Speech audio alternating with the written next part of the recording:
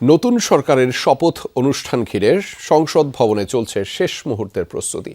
আগামীকাল 2 ভাগে হবে শপথ অনুষ্ঠান। সকালে সংসদের ভেতরে শপথ কক্ষে নতুন এমপি এবং সংবিধান সংস্কার পরিষদের সদস্যরা শপথ নেবেন, আর বিকেলে দক্ষিণ প্লাজায় শপথ নেবেন মন্ত্রিসভার সদস্যরা।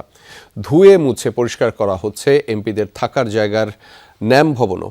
এদিকে বিএনপির স্থায়ী কমিটির সদস্য হাফিজ উদ্দিন আহমদ বলেছেন, নবীন প্রবীণদের সমন্বয়ে হবে নতুন মন্ত্রিসভা। অপটিক্যাল ব্রাইটেনার, কালার গার্ড এবং ডার্ট লক সমৃদ্ধ অ্যাডভান্স ফর্মুলায় এলো নতুন রে ডিটারজেন্ট পাউডার। 1.5 বছর পর প্রাণ ফিরছে সংসদ ভবন এলাকায়। চলছে শপথ অনুষ্ঠানের মহড়া। সোমবার সকাল থেকে নানা কর্মযজ্ঞ সেখানে।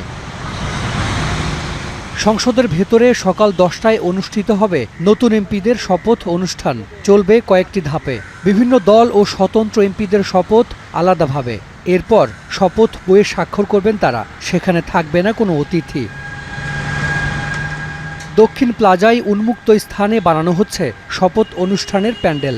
বসবেন ৩৫০০ অতিথি। বিকেলে মন্ত্রিসভার শপথ অনুষ্ঠান এখানে। নতুন সরকারের মন্ত্রিসভার শপথ সাধারণত বঙ্গভবনে হলেও এবার তা হচ্ছে সংসদে।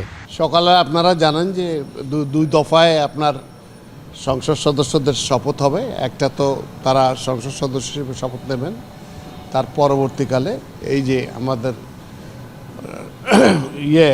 সংস্কার, সেটার জন্য শপথ নেবেন এবং বিকেলে যে মন্ত্রিসভার শপথ হবে।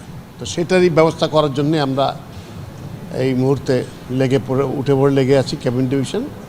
দুপুরে সংসদ ভবন এলাকায় যান বিএনপির যুগ্ম মহাসচিব শহীদ উদ্দিন চৌধুরী আনি। জানান, অনুষ্ঠানে উপস্থিত থাকবেন জুলাই যোদ্ধা ও শহীদ পরিবারের অনেক সদস্য। জনগণের সরকার, জনগণের সামনেই উন্মুক্ত পরিবেশে শপথ অনুষ্ঠান হবে, এটা তো হতেই পারে। 13টি দেশ ইতিমধ্যে তাদের প্রতিনিধি আসবেন। কোনো দেশের প্রধানমন্ত্রী আসবেন, কোনো দেশের পররাষ্ট্রমন্ত্রী আসবেন, স্পিকার মহোদয়রা আসবেন এবং অন্যান্য যারা আছেন ডেলিগেট হিসাবে তারা অংশগ্রহণ করবেন। এদিকে নতুন এমপিদের থাকার জন্য সংস্কার করা হয়েছে ন্যাম ভবন। 1.5 বছর একেবারে ভুতুড়ে অবস্থায় ছিল এই এলাকা। এদিন দুপুরে রাওয়া ক্লাবে মুক্তিযুদ্ধের সর্বাধিনায়ক আতাউল গনি ওসমানীর 42তম মৃত্যুবার্ষিকী উপলক্ষে আয়োজিত এক আলোচনা সভায় যোগ দেন বিএনপির স্থায়ী কমিটির সদস্য হাফিজ উদ্দিন আহমদ। সম্ভাব্য মন্ত্রিসভা নিয়ে কথা বলেন তিনি। দুর্নীতি নিয়ে যাদের কোনো বদনাম নাই, এ ধরনের ব্যক্তিরাই মন্ত্রিসভায় স্থান পাবেন। যাদের দক্ষতা আছে, জনগণের মধ্যে জনপ্রিয়তা আছে এবং স্বাধীনতার সার্বভৌমত্ব অক্ষুণ্ণ রাখার ক্ষেত্রে যারা কখনোই কোনো আপোষ করে না, এই ধরনের ব্যক্তিরা মন্ত্রিসভায় থাকবেন বলে আমি আশা করছি। তারেক রহমানের বিরোধী দলের বাসায় যাওয়ার প্রসঙ্গ টেনে মেজর হাফিজ বলেন, এমন উদ্যোগ রাজনৈতিক অঙ্গনে সুবাতাস বয়ে এনেছে।